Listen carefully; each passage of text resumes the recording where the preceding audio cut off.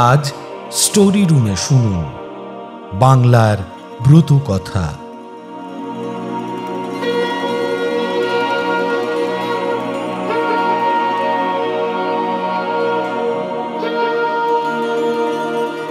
বাংলার ব্রত কথা, নীল ষষ্ঠীর কথা।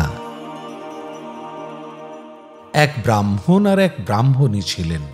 ব্রাহ্মণ বড় নিষ্ঠাবান, তাঁর স্ত্রী সব রকম বার ব্রত করেন, তবুও তাঁদের যত সন্তান হয় সব মরে যায়।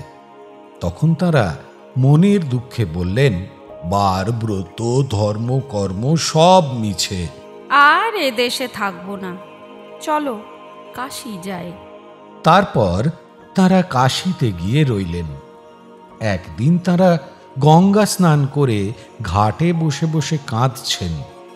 এমন সময় মা ষষ্ঠী সন্ন্যাসিনীর বেশ ধরে তাঁদের কাছে এসে বললেন, তোমরা ঘাটে বসে কাঁদছো কেন গো?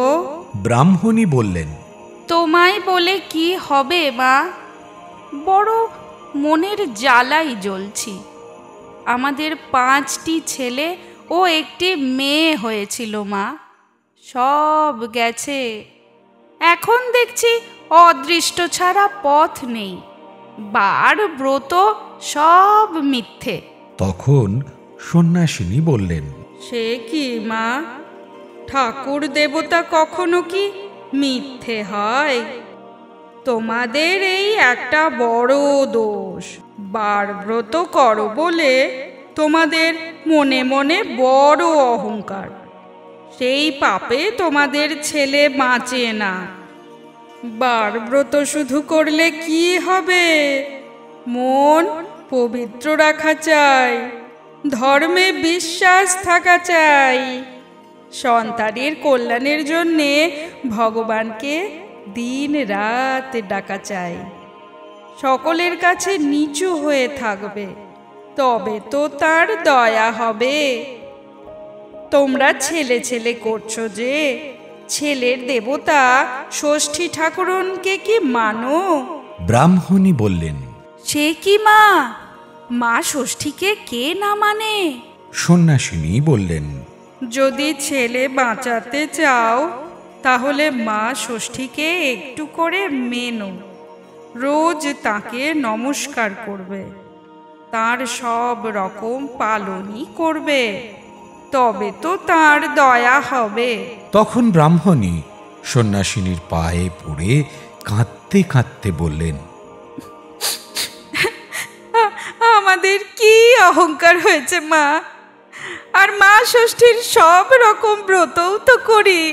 তখন সন্ন্যাসিনী বললেন, কই, কখনো কি নীল ষষ্ঠী করেছো?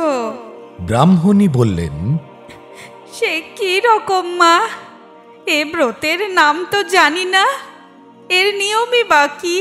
তখন সন্ন্যাসিনী বললেন, সমস্ত চৈত্র মাস সন্ন্যাস করে প্রত্যহ শিব পুজো করবে, তারপর সংক্রান্তির আগের দিন সমস্ত দিনের বেলা উপবাস করে সন্ধ্যার সময় নীলাবতীর পুজো করে নীলকণ্ঠ শিবের ঘরে বাতি জেলে দিয়ে মা ষষ্ঠীকে প্রণাম করে তবে জল খাবে।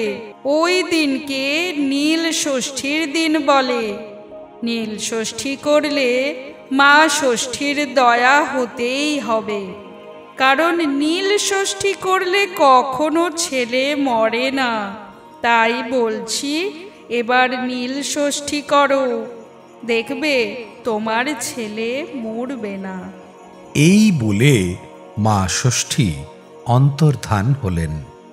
ব্রাহ্মণ ব্রাহ্মণী সেই থেকে খুব ভক্তি করে নীল ষষ্ঠীর পুজো করতে লাগলেন। ক্রমে তাঁদের ছেলেপুলে হলো, সেইগুলি সব বেঁচেও রইল। ব্রাহ্মণ ব্রাহ্মণীর সুখ দেখে পাড়ার সকলে নীল ষষ্ঠীর ব্রত করতে লাগল। সেই থেকে নীল ষষ্ঠীর পুজো প্রচার হলো।